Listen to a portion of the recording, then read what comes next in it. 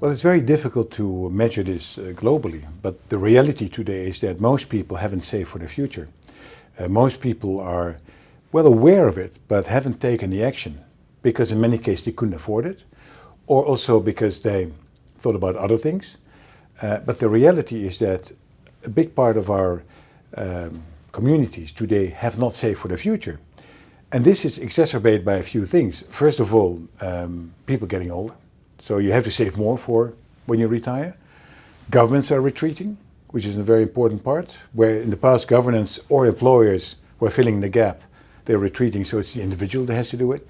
And this is, I see, a very significant issue that we collectively will have to address. I think it's very difficult to say there's one root cause because you have different root causes in different parts of the world. In the more developed societies, you see that there has been much more saving for the future.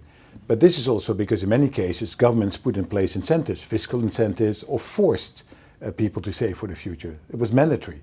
In other parts of the world, and particularly in the newly developing parts of the world, it is not mandatory. And that's up to the individual. And it is not the first thing you think about every morning about saving for the future.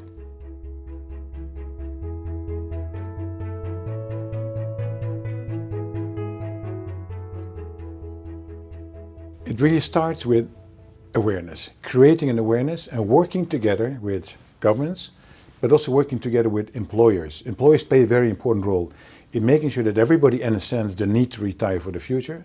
I believe it's important also to have an incentive and also important to create a structure that makes it easy. Ease is important too. What we see is, and that's good news, Aegon has its Trans-America Center for Retirement Studies. And what we see is that globally, the awareness of the need to retire is 68% of the workers. In other words, the vast majority of the people that work are aware that they have to do something. Now, unfortunately, it doesn't always mean they do something. And that's where we have to help them and enforce that awareness.